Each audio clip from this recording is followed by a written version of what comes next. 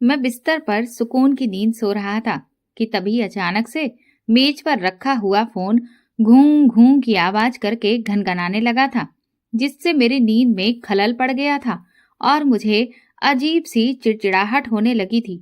अभी 3 घंटे पहले ही तो मैं पुलिस स्टेशन से घर लौटा था। मैंने बड़बड़ाते हुए फोन उठाया। कोई भी चैन से सोने तक नहीं देता है, लेकिन जैसे ही फोन पर बात करने वाले शख्स की आवाज मैंने सुनी तो पूरी तरह से मेरी नींद उचक चुकी थी। मैं तुरंत ही उठ खड़ा हुआ, बाथरूम की तरफ गया और हाथ मुंह धोकर वापस लौटा और कपड़े पहनने लगा, जिस पर मेरी पत्नी पूछने लगी, इतनी जल्दबाजी में इतनी सुबह सुबह आप कहाँ जा रहे हैं? मैंने कहा, एक जरूरी केस आ गया है और इसलिए मुझे फौरन ही निकलना पड़ेगा। वो बोली, तो कम से कम चाय तो पी लीजिए, मैं अभी बनाती हूँ। मैंने कहा, नहीं, चाय पीने का वक्त नहीं है, मुझे अभी जाना होगा। मैं गाड़ी निकाल कर चल दिया था। रास्ते में मैंने सब इंस्पेक्टर अविनाश, रवि और आशुतोष को भी गाड़ी में बिठा लिया। हम चारों आधे घंटे के अंदर होटल सनशाइन के बाहर पहुंच चुके थे। इस केस से हम चारों ही हैरान थे कि भला ऐसा कैसे हो सकता है। हम दंदनाते हुए होटल के रिसेप्शन पर पहुंचे और वहां पर अपना परिचय दिया। रिसेप्शन पर बैठा हुआ आदमी हमें तुरंत ही होटल के रूम नंबर 309 में लेकर गया। सामने ही वो पति पत्नी उदास बैठे हुए थे। उस औरत की आंखों में अभी भी आंसू थे। जाहिर सी बात है, जिसकी बच्ची गायब हो उसका हाल तो बेहाल होना ही था। मैं कमरे में पहुंचते ही बताया कि मैं सीनियर इंस्पेक्टर हूँ, विजय शेखावत।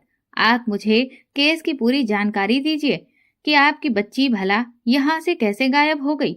बच्ची के पिता अनुज ने बताया कि बच्ची को काफी तेज बुखार था और इसीलिए उसकी माँ उसे आराम से अपने पास ही सुला रही थी। रात के 2 बजे तक तो हम लोग भी थोड़ी थोड़ी देर में जागते रहे, लेकिन फिर उसके बाद हमें गहरी नींद आ गई थी और 4 बजे की तरफ अचानक से मेरी पत्नी ममता शोर मचाने लगी। मैंने उठकर देखा तो पता चला कि मेरी बच्ची पंखुड़ी कमरे में नहीं है। मैं तुरंत ही बच्ची की माँ ममता की तरफ मुड़ा। मैंने उनसे पूछा कि आपने सबसे पहले क्या देखा?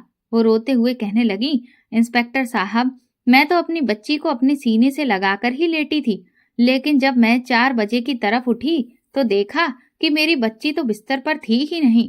वो ना जाने कहाँ चली गई थी। हमने उसे सब जगह पर बहुत ढूंढा, लेकिन वो हमें कहीं भी नहीं मिली। फिर हमने होटल के मैनेजर को इस बारे में जानकारी दी। वो बार बार बस यही कह रहे हैं कि ये होटल काफी बड़ा है और यहाँ पर कई बार पहले भी बच्चे गुम हुए हैं, लेकिन 1-2 घंटे के बाद मिल गए हैं। पर आप मेरी बेटी को गायब हुए 2 घंटे तो हो ही चुके हैं, लेकिन अभी तक उसका कोई भी अता पता नहीं है। और फिर मेरी बेटी कमरे से अचानक कैसे गायब हो सकती है? मैंने ममता से पूछा कि आपकी बेटी कितनी बड़ी थी? वो कहने लगी, तकरीबन 3 साल की। ताज्जुब की बात थी, एक 3 साल की बच्ची होटल के कमरे से कैसे गायब हो सकती थी? ये केस बड़ा ही पेचीदा लग रहा था। हमें कुछ भी समझ में नहीं आ रहा था। तभी मेरी नजर नीचे पड़े हुए एक एक्स्ट्रा गद्दे पर पड़ी।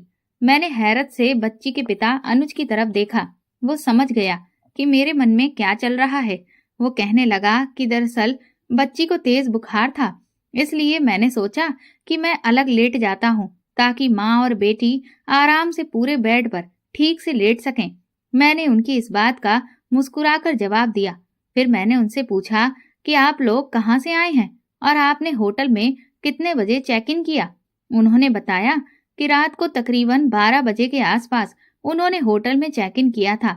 उनकी इस बात ने मुझे हैरान कर दिया। मैंने कहा, इसका मतलब आपको अभी इस होटल में आए हुए बस कुछ ही घंटे हुए हैं? अनुज कहने लगा कि दरअसल हमारी अगली ट्रेन सुबह 9 बजे की थी, तो इसीलिए बस रात काटने के लिए ही हमने होटल का कमरा बुक किया था। सुबह की ट्रेन से हमें ममता के अंकल के घर पहुंचना था। मैं उन लोगों से कहा कि आप मुझे अपनी पहली ट्रेन की टिकटें दिखाइए। मैंने जैसे ही उन दोनों पति पत्नी की टिकटें देखी तो मुझे बहुत अजीब लगा, क्योंकि वो दोनों ही टिकटें तो थीं फर्स्ट क्लास एसी के कूप की, लेकिन दोनों की तारीखों में तकरीबन 15 से 20 दिन का गैप था।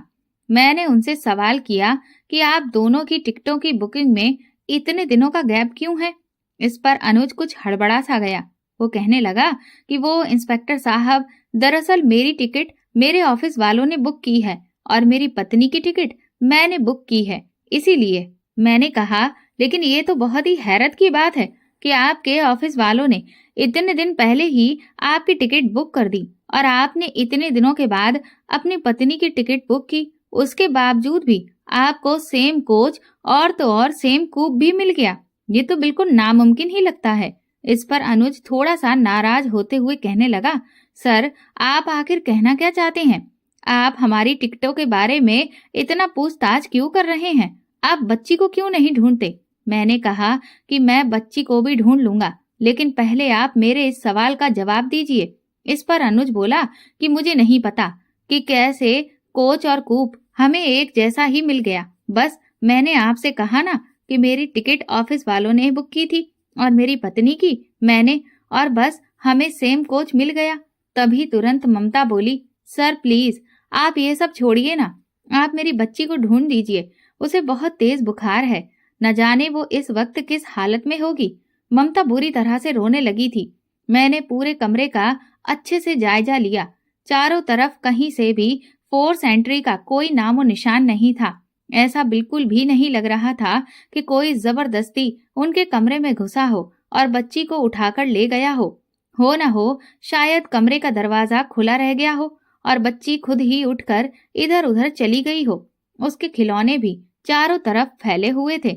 मैं तुरंत ही अपनी टीम के साथ बाहर आया और होटल के मैनेजर से इस बारे में पूछताछ की। मैनेजर बड़ा ही रिलैक्स लग रहा था।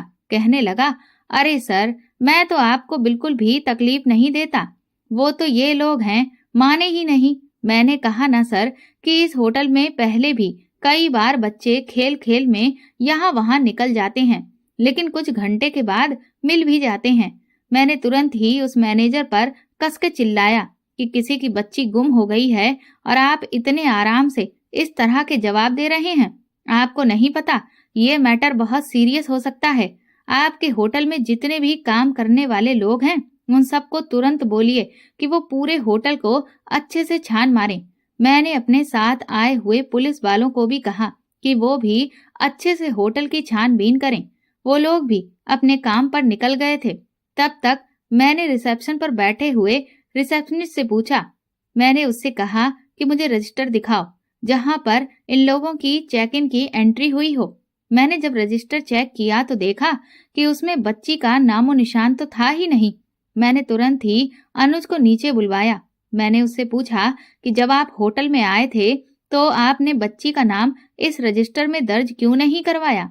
इस पर अनुज कहने लगा, सर बच्ची इतनी छोटी थी इसलिए मुझे लगा कि उसका नाम लिखवाने की कोई जरूरत ही नहीं है। मैंने कहा कि और आपने यही सोचकर बच्ची के ट्रेन की टिकट भी नहीं ली थी? ये तो बहुत बड़ी लापरवाही है आपकी।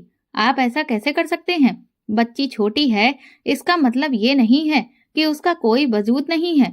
अनुज कहने लगा, सर माफ कर दीजिए, मुझसे गलती हो गई, लेकिन प्लीज आप कैसे भी करके मेरी बच्ची को ढूंढ दीजिए। मैंने रिसेप्शनिस्ट से पूछा कि जब ये लोग यहाँ पर आए थे तब तुम ही इस जगह पर मौजूद थे? वो कहने लगा, नहीं सर, मेरी ड्यूटी तो अभी स्टार्ट हुई है। ये लोग जब यहाँ पर आए थे उस वक्त रिसेप्शन पर सीमा की ड्यूटी थी। मैंने मैनेजर से कहा कि आप तुरंत ही सीमा को कॉल करके यहाँ बुलाएं। मैनेजर ने सीमा को कॉल करके होटल वापस आने का फरमान सुना दिया था। मुझे समझ में नहीं आ रहा था कि बच्ची होटल के रूम से आखिर कैसे गायब हो गई और मिल क्यों नहीं रही है। होटल के जो भी सीसीटीवी कैमरास थे उनको भी मैंने खंगाला। फिर मैं होटल के मेन गेट के सिक्योरिटी गार्ड के पास पहुंचा। मैंने उससे पूछा कि रात से लेकर अभी तक कितने लोग इस होटल के बाहर जा चुके हैं और अंदर आ चुके हैं। सिक्योरिटी गार्ड ने कहा कि सर अभी तक सुबह से सिर्फ अखबार वाला ही होटल के बाहर गया है और वो तो साइकिल पर था। उसकी साइकिल पर सिर्फ अखबार थे और कुछ भी नहीं। और आखिरी बार होटल में आने वाले यही पति पत्नी हैं जिनकी बच्ची गायब हुई है। सिक्योरिटी गार्ड की इस बात ने मुझे हैरान कर दिया था कि जब और कोई होटल के अंदर आया नहीं, कोई गया नहीं, फिर बच्ची कहाँ चली गई। मैं जैसे ही वहां से चलने को हुआ तभी सिक्योरिटी गार्ड बोल गया, सर एक बात और, तकरीबन 3 बजे के आसपास जो बच्ची गायब हुई है, उसी के पापा होटल के बाहर आधे घंटे के लिए गए थे, लेकिन आधे घंटे में ही वो वापस आ गए थे। ये बात सुनकर मुझे कुछ शक हुआ। मैं तुरंत ही अनुज के पास पहुंचा। मैंने उससे कहा कि तुम 3 बजे के आसपास कहाँ गए थे? अनुज कहने लगा कि सर, बच्ची को तेज बुखार था, इसलिए मैं बस मेडिकल से दवा लेने के लिए गया था और कुछ नहीं, और तुरंत ही वापस लौट आया था। अनुज की इस बात से मुझे कुछ तसल्ली तो हो गई थी, लेकिन पता नहीं क्यों मुझे कुछ अजीब सा लग रहा था। कुछ ऐसा तो था जो ये लोग हमसे छुपा रहे थे। खैर, बच्ची को तो हमें ढूंढना ही था, इसीलिए मैंने पूरे होटल की तलाशी करवाई, लेकिन हमें बच्ची कहीं भी नहीं मिली। इस सब में कई घंटे लग चुके थे। मेरी टीम के लोग भी मुझसे कहने लगे कि सर, हमें ऐसा लग रहा है कि जैसे ये पति पत्नी हम लोगों को बेवकूफ बना रहे हैं, या तो कुछ ऐसा है जिसे ये लोग छुपा रहे हैं। हमें इनसे अलग अलग पूछताछ करनी चाहिए। मैंने तुरंत ही एक स्केच आर्टिस्ट को बुला लिया और अभिलाष को कहा कि वो बच्ची की माँ ममता से बच्ची का पूरा हुलिया पूछे, जिसकी मदद से बच्ची का स्केच तैयार किया जा सके। तब तक मैं अनुज से भी पूछताछ करता हूँ। मैं अपने साथ अनुज को लेकर गया और उस बच्ची के बारे में पूछा। वो जैसी जैसी डिटेल बच्ची के बारे में बताता रहा, उसी के अकॉर्डिंग स्केच आर्टिस्ट ने बच्ची का स्केच बनाकर तैयार कर दिया था। और जब मैं अनुज को स्केच दिखाया तो वो कहने लगा, जी सर, हूबहू बिल्कुल मेरी बच्ची ऐसी ही दिखती है। मैंने उससे कहा कि ठीक है, आप थोड़ी देर के लिए रूम के बाहर ही इंतजार करिए। इधर मैंने फोन करके अभिलाष से पूछा कि उसकी माँ ने जो हुलिया बताया है उसके अकॉर्डिंग बच्ची का स्केच तैयार हो गया है। अभिलाष कहने लगा, जी सर। मैंने कहा ठीक है, तो तुम वो स्केच भी लेकर यहाँ हॉल एरिया में आ जाओ। लेकिन मुझे नहीं पता था कि आगे मैं जो कुछ भी देखने वाला हूँ उसे देखकर हमारी हैरत की इंतहा नहीं रहेगी। जैसे ही अभिलाष उस बच्ची का स्केच लेकर आया और मैंने दोनों स्केचों को आपस में मैच किया, तो हम सबके पैरों तले से जमीन निकल चुकी थी। दोनों ही स्केच एक दूसरे से बिल्कुल अलग थे। उनमें 1% भी आपस में कोई समानता नहीं थी। भला ये कैसे हो सकता था? आशुतोष कहने लगा, सर, ये क्या, ये तो 2 अलग अलग बच्चियां हैं। ऐसा कैसे हो सकता है? ममता ने अपनी बेटी का दूसरा हुलिया बताया और अनुज ने दूसरा। भला एक ही बच्ची के बारे में 2 अलग अलग तरह की पहचान कैसे बताई जा सकती है? मैंने कहा, मुझे तो पहले ही इन दोनों पर शक हो रहा था। जरूर कुछ तो बड़ी गड़बड़ है। मैंने मैनेजर को तुरंत ही बुलवाया और उससे पूछा कि तुमने बच्ची को देखा था? मैनेजर कहने लगा, नहीं सर, दरअसल उस वक्त बच्ची तो अपनी माँ की गोद में थी। उसे बुखार था, इसीलिए उसकी माँ ने उसे कंबल से अच्छी तरह से लपेट रखा था, इसलिए मैंने तो बच्ची को नहीं देखा। मैंने सोचा कि हो सकता है होटल के रिसेप्शनिस्ट सीमा ने बच्ची को देखा हो। अब हमें बस उसके आने का ही इंतजार था, लेकिन तब तक अब मुझे अनुज का मुंह खुलवाना था। मैंने तुरंत ही अनुज को वापस बुलवाया और उसको स्केच दिखाते हुए कहा कि तो तुम्हारी बच्ची ऐसी दिखती थी? वो कहने लगा, जी सर, ऐसी ही, बिल्कुल प्यारी मासूम सी। मैंने अनुज का गिरेबान पकड़ लिया। मैंने कहा, झूठ बोलता है, तेरी बीवी ने ये स्केच बनवाया है, और देख, ये दोनों ही चेहरे बिल्कुल अलग अलग हैं। ये कैसे हो सकता है कि तूने जिस बच्ची का हुलिया बताया है वो कोई और है, और तेरी पत्नी ने जो हुलिया बताया है वो बच्ची कोई और?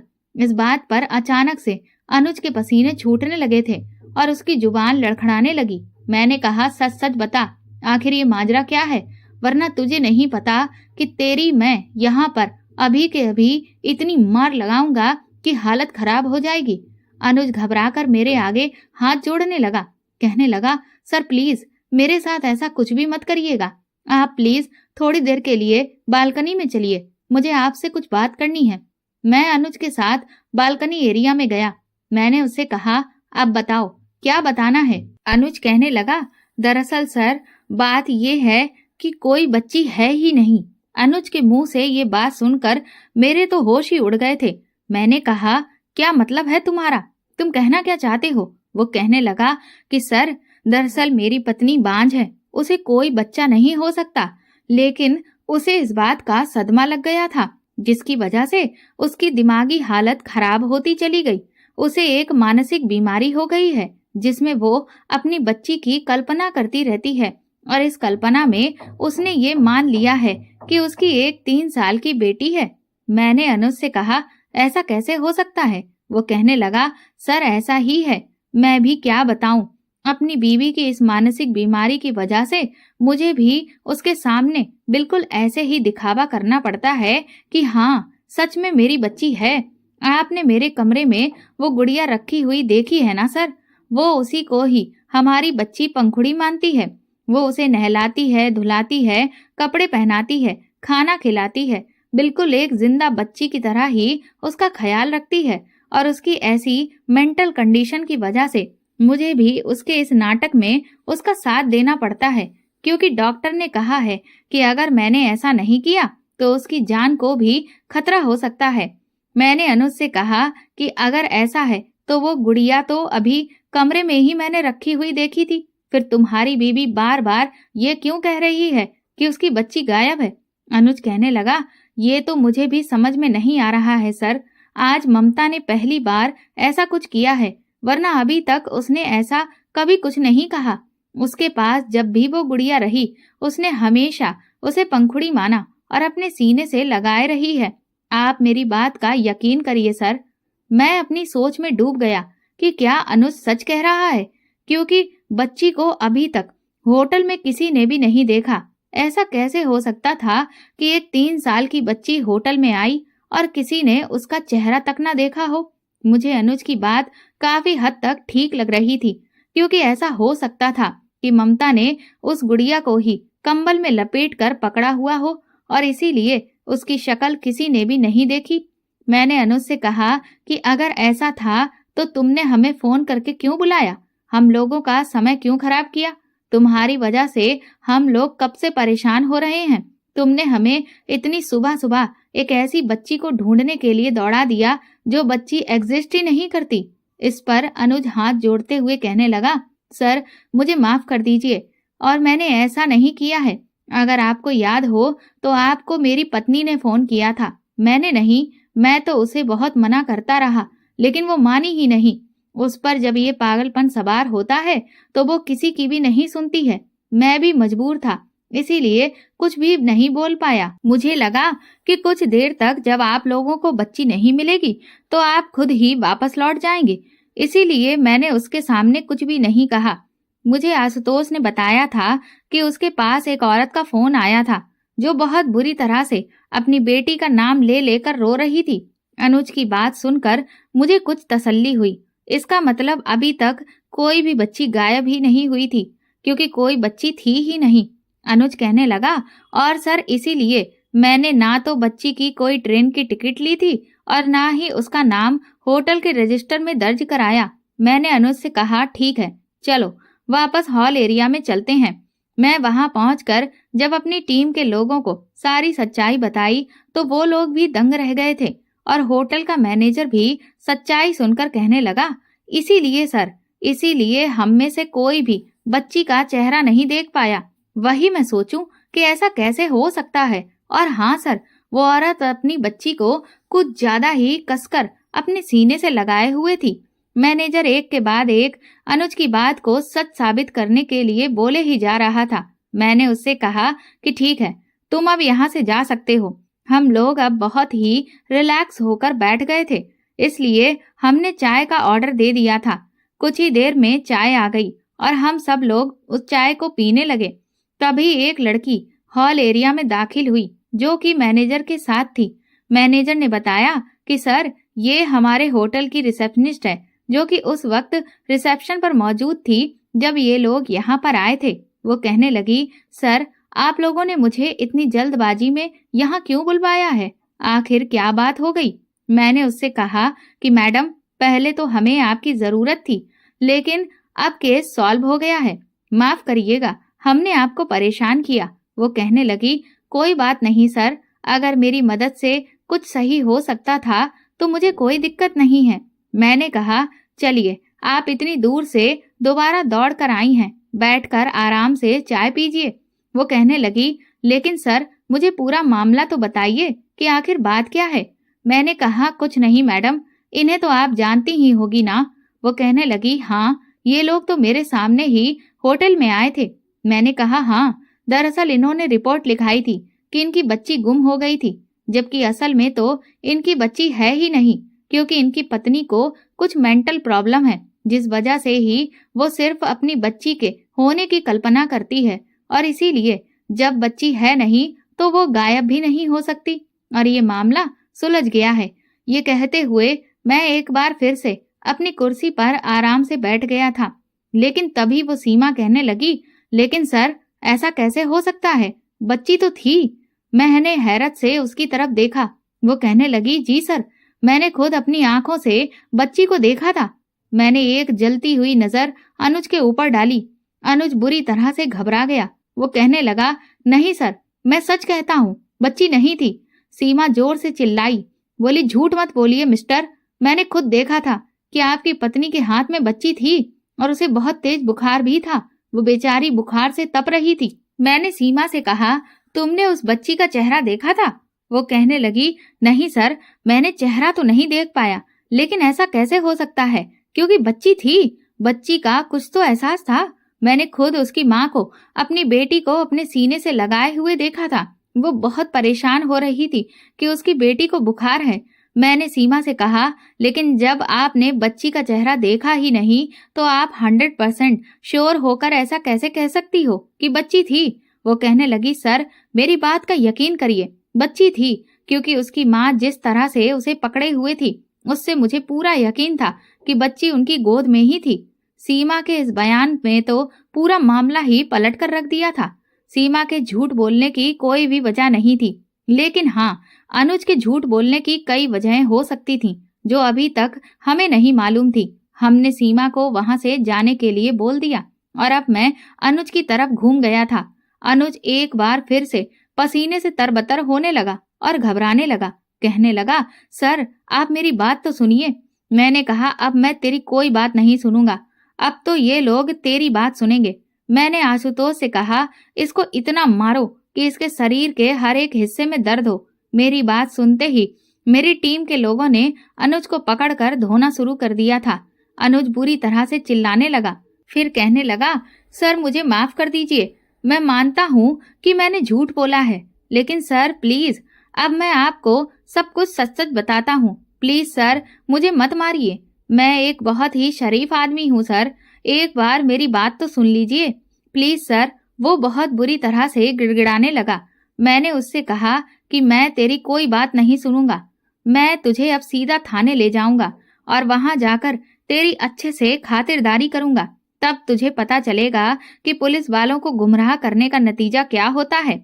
अनुज अचानक से मेरे पैरों में गिर पड़ा। कहने लगा सर मैं कसम खाकर कहता हूँ, मैं अपने बेटे रोहन की कसम खाता हूँ, इस बार मैं आपको सब कुछ सच सच बताऊंगा, 1% भी कोई भी झूठ नहीं बोलूंगा। मैंने अनुज की तरफ हैरत से देखा। मैंने कहा तेरा बेटा भी है? वो कहने लगा हाँ सर, दरअसल ममता मेरी पत्नी नहीं है, मेरी पत्नी तो पूनम है और मेरा एक 7 साल का बेटा है जिसका नाम रोहन है। मैंने कहा अच्छा, तो तू अब एक नई कहानी हमें बता रहा है। वो कहने लगा नहीं सर, इस बार मैं आपको सब कुछ सच सच बता रहा हूँ, ममता मेरी पत्नी नहीं है, मैं सच कहता हूँ। अनुज बोला दरअसल मैं आपको शुरू से सब कुछ बताता हूँ। मैं अपने ऑफिस वालों के काम की तरफ से जिस स्टेशन से ट्रेन के एसी के फर्स्ट डिब्बे में बैठा था, वहां कूप के अंदर जैसे ही मैं पहुंचा तो मैंने देखा कि वहां पर एक अकेली औरत पहले से ही मौजूद थी। उसे देखकर मैं थोड़ा सा अनकंफर्टेबल महसूस करने लगा, क्योंकि अब उस पूरे डिब्बे में सिर्फ मैं और वो ही थी। और मैं जैसे ही अंदर गया तो वो भी थोड़ा सा घबरा गई और पूछने लगी कि आप कौन हैं। मैंने उसे अपनी टिकट दिखाते हुए बताया कि मेरी बर्थ रिजर्व है, जिस पर उसने मुझे अंदर आने दिया। इसके बाद उसने तुरंत ही मेरे अंदर आते ही कोच का दरवाजा बंद कर लिया और कुंडी लगा ली, जिससे मैं बुरी तरह से घबरा गया। मैंने उससे कहा कि आपने कुंडी क्यों लगाई? वो कहने लगी बस ऐसे ही। इसके बाद वो एक साइड जाकर खड़ी हो गई। मैं जैसे ही अपनी बर्थ का नंबर चेक करके अपनी बर्थ को देखने लगा तो हैरान रह गया। दरअसल उस पर एक बच्ची कंबल ओढ़े लेटी हुई थी, जिस पर वो औरत कहने लगी कि मेरी बेटी को बुखार है, इसी वजह से मैंने उसे आपकी बर्थ पर लिटा दिया है। जल्दबाजी में मैं उसके लिए बर्थ को रिजर्व करना भूल गई थी। अपनी बर्थ पर मैंने सामान रखा हुआ है, लेकिन आप फिक्र मत करिए, मैंने बेटी को अभी सुलाया है। बस जैसे ही थोड़ी देर में वो गहरी नींद में जाएगी, मैं उसे धीरे से उठाकर नीचे लिटा दूंगी। अभी उठाऊंगी तो उसकी नींद खराब हो जाएगी। प्लीज आप थोड़ी देर के लिए एडजस्ट कर लीजिए और मेरी सीट पर बैठ जाइए। मैंने उससे कहा, अरे कोई बात नहीं, आप परेशान मत होइए। बच्ची को बुखार है, उसकी तबीयत ठीक नहीं है, तो आप उसे वहीं पर लेटा रहने दीजिए। मुझे वैसे ही कुछ घंटे का सफर ही तय करना है, मैं बैठे बैठे ही कर लूंगा। इस बात पर वो औरत खुश हो गई। फिर हमारे बीच थोड़ी बहुत बातचीत शुरू हो गई। उस औरत ने मुझे अपना नाम ममता बताया और मैंने भी उसे अपना परिचय दिया। रात का वक्त था और वो औरत अकेले इतनी छोटी बच्ची को लेकर सफर कर रही थी। ये चीज मुझे कुछ अजीब सी लगी। फिर मुझे लगा कि सबकी अपनी अपनी परिस्थितियां होती हैं, इसलिए मैंने उससे कुछ भी नहीं कहा। वो बार बार उठ उठकर अपनी बच्ची का बुखार चेक कर रही थी। मैंने ममता से कहा कि आपको अगर बुखार की दवा की जरूरत हो तो वो मेरे पास है, बताइए तो मैं आपको दे दूं। ममता कहने लगी कि नहीं, दवा तो मैंने अपनी बेटी को खिलाई हुई है, वही खिलाने के बाद तो मैंने उसे सुलाया है। मैंने कहा, ठीक है, मेरे पास बोतल में गर्म पानी है, अगर आपको जरूरत पड़े तो आप ले लीजिएगा। ममता बोली, नहीं, मैंने पहले ही स्टेशन से एक बोतल पानी खरीद लिया था। मैंने उससे कहा कि ये पानी अच्छा नहीं होता है, ये लोग पुरानी बोतल में कहीं का भी पानी भरकर बेच देते हैं, इसलिए इसका इस्तेमाल मत किया करिए, ये नुकसानदेह है। इसके बाद हमारे बीच और भी बातें हुई। मैंने उसे बताया कि मैं एक शादीशुदा इंसान हूँ, मेरा एक 7 साल का बेटा है। उसने भी मुझे बताया कि वो यहाँ से अपने अंकल के घर जा रही है। इस बीच वो फिर से खड़े होकर अपनी बेटी को चेक करने लगी। फिर मुझसे बोली कि आप जरा मेरे बैग से एक डायपर निकाल कर दे सकते हैं, बच्ची का डायपर चेंज करना है। ममता का बैग मेरे पास में ही रखा हुआ था। मैंने तुरंत ही उसमें से एक डायपर निकालकर ममता को पकड़ा दिया, लेकिन तभी अचानक से मेरी नजर जिस चीज पर पड़ी, मेरे तो हैरत की इंतहा ही नहीं रही थी। मैं बहुत बुरी तरह से घबरा गया था। मैंने तुरंत ही उस चीज को हाथ में उठाकर ममता को दिखाते हुए कहा, ये क्या है? जैसे ही ममता ने मेरे हाथ में वो कुखरी देखी, वो धीरे से मेरे पास चलकर आई और मेरे हाथ से कुखरी ले ली। उसने उसे बहुत ही आराम से वापस अपने बैग में रख दिया। कहने लगी, क्या करूं, अकेली औरत हूं ना, अकेले सफर कर रही हूं, इसलिए अपनी और अपनी बेटी की सेफ्टी के लिए मुझे इसे रखना पड़ता है। मेरे घर का चौकीदार है, उसने ही मुझे ये मेरी सुरक्षा के लिए दिया था। न जाने कब कहां पर जरूरत पड़ जाए। आप तो जानते ही हैं कि आजकल जमाना कितना खराब है। मैंने ममता से कहा कि वो सब तो ठीक है, लेकिन मेरे मन में ये सवाल था कि आपको इतनी छोटी बच्ची के साथ, वो भी जब वो बुखार में तप रही है, तो रात के इस समय अकेले सफर करने की जरूरत ही क्या थी? मेरे इस सवाल पर ममता एकदम से खामोश हो गई। मैंने कहा कि आपके पति को कुछ तो सोचना चाहिए, और नहीं तो उन्हें आपके साथ आना चाहिए था। भला ऐसा भी क्या जरूरी था कि बच्ची की तबीयत इतनी खराब है, फिर भी उसे लेकर आपको सफर करना पड़ रहा है। मेरी बात पर ममता कहने लगी, अनुज जी, दरअसल मैं मजबूर थी। मैंने कहा, ऐसी भी क्या मजबूरी? वो कहने लगी, क्योंकि मुझे कल रात ही पता चला कि मेरा पति मुझे छोड़कर किसी दूसरी औरत से शादी करने वाला है। मैंने जैसे ही ये बात सुनी तो मैं टूट कर रह गई थी, लेकिन फिर मुझे मेरी बच्ची का ख्याल आया। मेरा पति मुझसे मेरी बेटी को भी छीन लेता और मैं अपनी बेटी से हरगिज भी दूर नहीं रह सकती थी। इसीलिए मुझे उस वक्त कुछ भी समझ में नहीं आया। मैंने तुरंत ही अपना और अपनी बेटी का कुछ सामान पैक किया और उसे लेकर वहां से निकल गई। अब मैं यहाँ से अपने अंकल के यहाँ जाऊंगी और कल मैं हमेशा हमेशा के लिए अमेरिका निकल जाऊंगी। मेरी फैमिली अमेरिका में रहती है, वहां मैं अपनी बेटी की अच्छे से परवरिश करूंगी और दोबारा कभी भी इंडिया लौट कर नहीं आऊंगी। इस तरह से मेरा पति मुझसे मेरी बच्ची को कभी छीन भी नहीं पाएगा। ये कहते ही ममता एक बार फिर से रोने लगी। मैंने उससे कहा, आप चुप हो जाइए, ऐसे रोइए नहीं। मुझे नहीं पता था कि आपका पति इतना गिरा हुआ इंसान है, लेकिन आप हिम्मत रखिए। आपको अपनी बेटी के लिए जीना है। ममता कहने लगी, बस यही सोचकर तो मैं वहां से चली आई। मेरे लिए अब मेरा सब कुछ सिर्फ मेरी बच्ची है और मुझे उसके साथ ही खुश रहना है। मैंने ममता से पूछा कि उसके अंकल का घर कहाँ है। ममता ने जब मुझे बताया कि उसके अंकल का घर कहाँ पर है, तो मैंने कहा कि लेकिन ये ट्रेन तो सीधी वहां तक जाती ही नहीं है और आपके अंकल के शहर जाने के लिए तो आपको अगली ट्रेन सुबह के 9 बजे मिलेगी। ये ट्रेन तो आपको 11 बजे के आसपास स्टेशन पर ही उतार देगी। इतनी रात को अकेले बच्ची के साथ आप कहाँ जाएंगी? वो कहने लगी, मैं स्टेशन पर ही बनी रहूंगी। मैंने कहा, पागल हो गई हैं आप? बेटी को इतनी तेज बुखार है और आप पूरी रात स्टेशन पर बैठी रहेंगी? न जाने कैसे कैसे लोग होंगे वहां पर। मैं कुछ देर सोच में डूबा रहा। फिर मैंने कहा कि अगर आप बुरा न माने तो क्या आप मेरे साथ चलेंगी? मेरा होटल में कमरा बुक है और वो होटल स्टेशन से बस कुछ ही दूरी पर है। बस सिर्फ रात भर की बात है। जैसे ही सुबह होगी मैं आपको आपकी ट्रेन में वापस बिठा दूंगा। ममता मना करने लगी, बोली, अरे नहीं, आप मेरी वजह से इतना वैसे भी परेशान होंगे। मैं रेलवे स्टेशन के वेटिंग रूम में ही इंतजार कर लूंगी। मैंने कहा, वेटिंग रूम में आप इंतजार करेंगी, वो भी अपनी बेटी को लेकर? इतनी देर बैठे बैठे तो आप दोनों की ही हालत खराब हो जाएगी। और फिर उस बीच अगर आपकी बच्ची को कोई ज्यादा दिक्कत हुई तब आप क्या करेंगी? मुझे उन दोनों की काफी फिक्र हो रही थी। इसीलिए मैंने ममता से फिर से कहा कि आप मुझ पर भरोसा कर सकती हैं। मैं आपको कोई भी नुकसान नहीं पहुंचाऊंगा।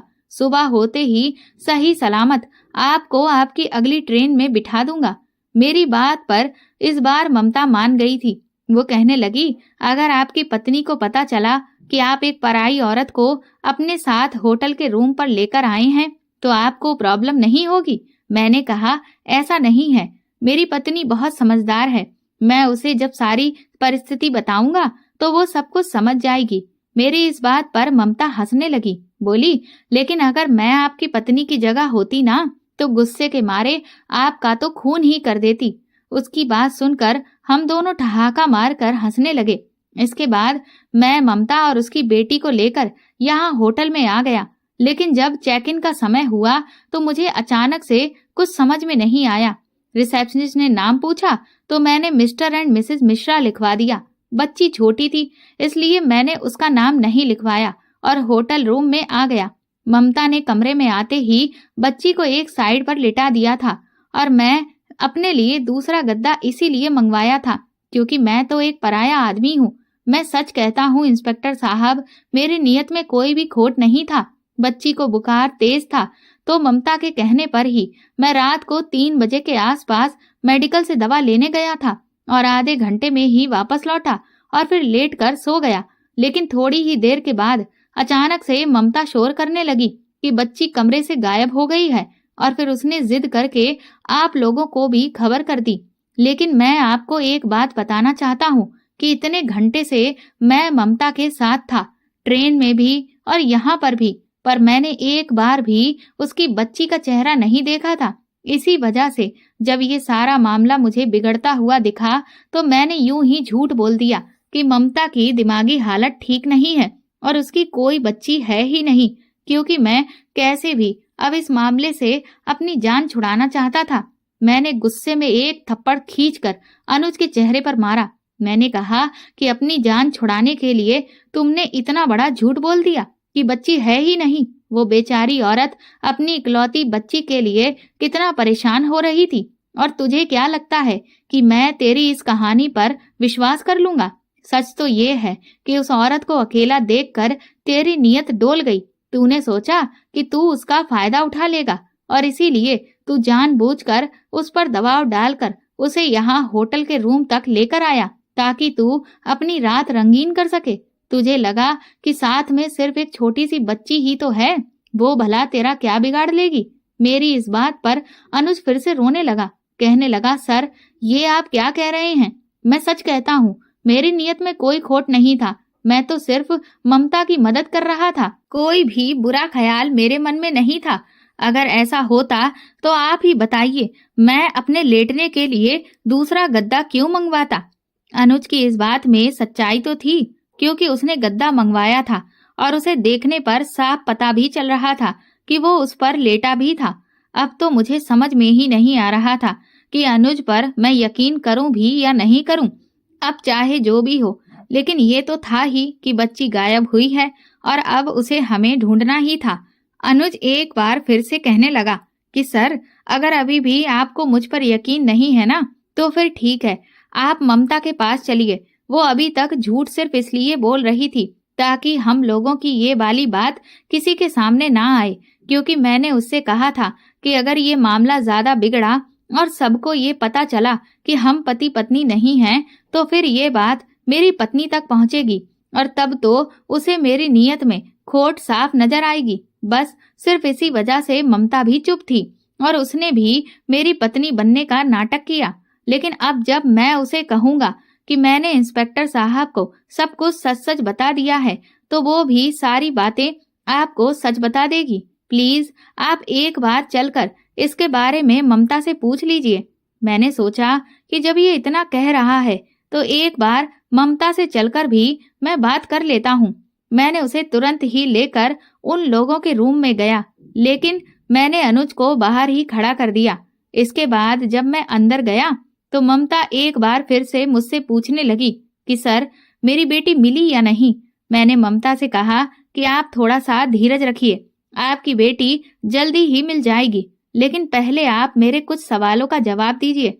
मैंने ममता को बताया कि अनुज ने अभी तक जो भी बयान दिए हैं वो बड़े ही उल जुलूल हैं और हमें समझ में नहीं आ रहा है कि वो सच बोल रहा है या झूठ।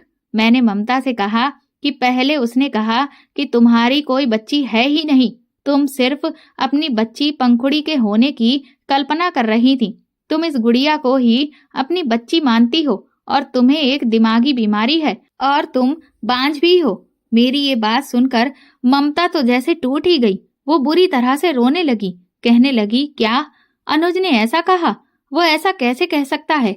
उसने तो मेरी बच्ची के वजूद को खत्म ही कर दिया। मैं कहाँ इसलिए परेशान हूँ कि मेरी बच्ची मिल नहीं रही, और उसने यही कह दिया कि मेरी बच्ची तो है ही नहीं। वो ऐसा कैसे कह सकता है? मैंने कहा कि इतना ही नहीं, उसने ये भी कहा है कि आप उसकी पत्नी नहीं हैं, आप तो उसे बस ट्रेन में मिली थी। वो तो सिर्फ आपकी मदद करने के लिए आपको यहाँ होटल में लेकर आया था। लेकिन अब सच क्या है वो मैं आपके मुंह से सुनना चाहता हूँ। मेरी बात सुनकर ममता कुछ देर के लिए खामोश हो गई, फिर कहने लगी, इंस्पेक्टर साहब, क्या मैं कुछ देर के लिए अनुज से अकेले में बात कर सकती हूँ? मैंने हाँ में हामी भरी और फिर मैं अनुज को कमरे में अंदर भेज दिया और बाहर से मैंने दरवाजा बंद करके हम लोग लॉबी के एक साइड पर आकर खड़े हो गए थे। हम में से किसी को कुछ समझ में नहीं आ रहा था कि आखिर ये क्या हो रहा है। आशुतोष कहने लगा कि सर, मुझे तो लगता है कि ये अनुज हम सबको बेवकूफ बना रहा है और एक के बाद एक झूठ बोलता जा रहा है।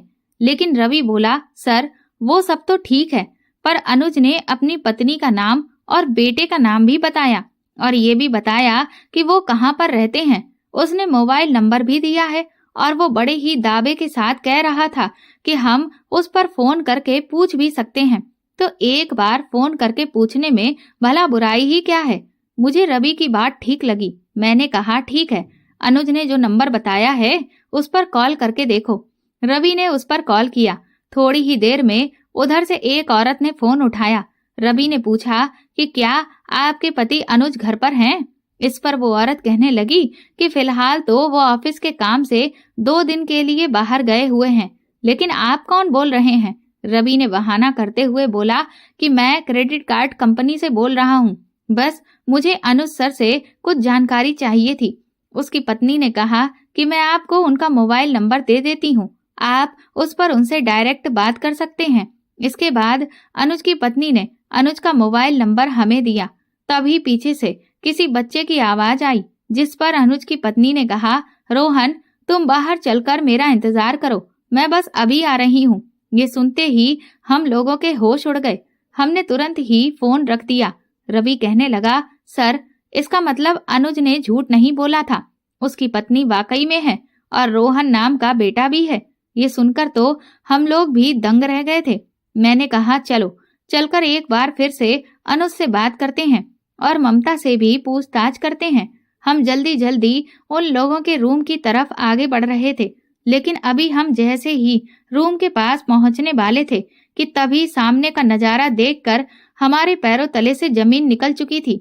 दरअसल हमारे सामने अनुज जमीन पर गिरा पड़ा था और उसके सीने और पीठ से ढेर सारा खून निकल रहा था। उस पर किसी ने बुरी तरह से चाकुओं से वार किया हुआ था। मैं भागकर अनुज के पास पहुंचा। अनुज कहने लगा, सर मैंने आपसे कहा था ना कि मैं सच कह रहा हूँ। मैंने तुरंत ही रवि से कहा कि वो एम्बुलेंस को बुलाए और उसने कहा कि सर वो ममता पागल है, उसने ही देखिए मेरा ये क्या हाल कर दिया है। मैंने तुरंत ही होटल मैनेजर को कॉल करके कहा कि वो किसी को भी होटल से बाहर जाने ना दे, तुरंत ही सारी सिक्योरिटी को अलर्ट कर दे क्योंकि होटल में खून हो गया है। ये सुनकर मैनेजर भी दंग रह गया था। मैंने उनसे कहा, लेकिन ये सब हुआ कैसे? अनुज बोला कि सर मैं जैसे ही कमरे में गया तो मैंने ममता से कहा कि ममता मैंने पुलिस को सब कुछ सच सच बता दिया है, अब तुम भी उन्हें बता दो कि हम दोनों पति पत्नी नहीं हैं और हम ट्रेन में मिले थे। मेरी इस बात पर ममता कहने लगी, पहले तुम मुझे ये बताओ कि क्या तुमने सबको ये बोला कि मैं बांझ हूँ और मेरी कोई पंखुड़ी नाम की बेटी नहीं है? मैं सिर्फ गुड़िया को अपनी बेटी मानती हूँ और मुझे दिमागी बीमारी है। मैंने ममता के आगे माफी मांगते हुए कहा कि वो सब मैंने यूं ही कह दिया था। मैं बहुत घबरा गया था, मुझे लगा कि अब मैं इस केस में फंस जाऊंगा, इसलिए मैंने झूठा बहाना बनाया। लेकिन तुम मुझे माफ कर दो, मैंने तुम्हारे दिल को दुखाया है, पर अब मैं तुमसे माफी मांग रहा हूँ। ममता कहने लगी, तुमने मुझे बहुत ठेस पहुंचाई है। मैंने कहा, मैं कह रहा हूँ ना कि मैं तुमसे माफी मांगता हूँ, प्लीज तुम पुलिस को सब कुछ सच सच बता दो। ममता बोली, ठीक है मैं पुलिस को सब कुछ सच सच बता दूंगी, लेकिन तुम मेरी एक बात का जवाब दो। मैंने उससे कहा, हाँ बोलो। ममता बोली, तुम मुझे पहले ये बताओ कि तुम्हें ये कैसे पता चला कि मैं एक बांझ औरत हूँ और मुझे कभी भी बच्चा नहीं हो सकता और मैं गुड़िया को ही अपनी बेटी पंखुड़ी मानती हूँ। ये कहते हुए वो अजीब पागलों की तरह आंखें गोल गोल करने लगी थी। उसके मुंह से ये बात सुनकर मेरे तो पैरों तले से जमीन ही निकल गई। मैंने कहा, ये तुम क्या कह रही हो ममता? वो बोली, तुम्हें तो मेरा ये राज पता चल गया, जबकि मैंने तो न जाने कितने सालों से अपना ये राज सबसे छुपा कर रखा था और अगर कभी किसी को पता भी चला तो मैंने उसे हमेशा के लिए खामोश कर दिया। लेकिन तुम्हें मेरा इतना बड़ा राज आखिर कैसे पता चल गया, बताओ? मैं ममता से कहा कि मैं सच कहता हूँ, मैं तो सिर्फ यूं ही झूठ बोल रहा था, मुझे इस सब के बारे में कुछ भी नहीं पता था, इससे पहले कि मैं कुछ भी समझ पाता। ममता कहने लगी, लेकिन अब तो तुम्हें मेरा राज पता चल गया है और इसीलिए अब तुम्हें भी खामोश होना पड़ेगा। और फिर उसने मुझे अपने बैग में रखी हुई उसी कुखरी से वार करके इस तरह से घायल कर दिया। वो लगातार एक के बाद एक मुझ पर हमला करती रही और कहने लगी कि मैं बांझ हूँ, अब ये किसी को पता नहीं चलेगा, सबको यही लगेगा कि मेरी बेटी पंखुड़ी है, वो कोई गुड़िया नहीं है। और फिर वो अपना सारा सामान समेटकर यहाँ से भाग गई। इतनी ही देर में वहां पर एम्बुलेंस आ चुकी थी। मैंने अभिलाष और होटल के मैनेजर को अनुज को अस्पताल ले जाने के लिए कहा। मैं, आशुतोष और रवि तुरंत ही ममता को ढूंढने के लिए भागे, लेकिन जैसे ही हम रिसेप्शन एरिया पर पहुंचे तभी होटल का रिसेप्शनिस्ट मेरे पास दौड़ते हुए आया। सामने ही एक हस्बैंड वाइफ खड़े थे जो कि सीनियर सिटीजन थे। वो रिसेप्शनिस्ट कहने लगा, सर ये लोग भी पंखुड़ी को ही ढूंढ रहे हैं। तभी वो औरत कहने लगी, सर आपको पंखुड़ी मिली क्या? मैंने कहा कि अब मुझे सिर्फ पंखुड़ी को ही नहीं ढूंढना है बल्कि उसकी माँ को भी ढूंढना है। वो औरत हैरत से कहने लगी, उसकी माँ को ढूंढना है? लेकिन क्यों सर, उसकी माँ तो मैं हूँ। उस औरत की इस बात ने हम सबको हिलाकर रख दिया था। मैंने कहा, लेकिन आप पंखुड़ी की माँ कैसे हो सकती हैं? फिर उस औरत ने अपने बैग से एक तस्वीर निकालकर हमारे हाथों में पकड़ाई। वो कहने लगी, ये है मेरी बेटी पंखुड़ी, हम लोग इसे ही ढूंढ रहे हैं। मैंने जैसे ही उस तस्वीर को देखा तो एक बार फिर से हम सबके ऊपर बिजली ही गिर गई थी। दरअसल उस तस्वीर में जिसको वो औरत पंखुड़ी बता रही थी वो और कोई नहीं, वो तो ममता थी। मैंने कहा, ये है आपकी बेटी पंखुड़ी? वो कहने लगी, हाँ सर, ये मेरी बेटी पंखुड़ी है। दरअसल ये पागल खाने से भाग गई है और इसे हम हर तरफ तलाश कर रहे हैं। हमें जैसे ही पता चला कि वो यहाँ इस होटल में देखी गई है तो हम तुरंत ही यहाँ पर दौड़े चले आए।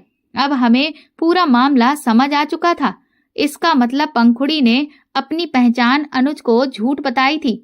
ममता नाम की कोई औरत थी ही नहीं, असल में तो वो खुद ही पंखुड़ी थी और उसके पास जो गुड़िया है उसे ही वो अपनी बेटी पंखुड़ी मानती थी।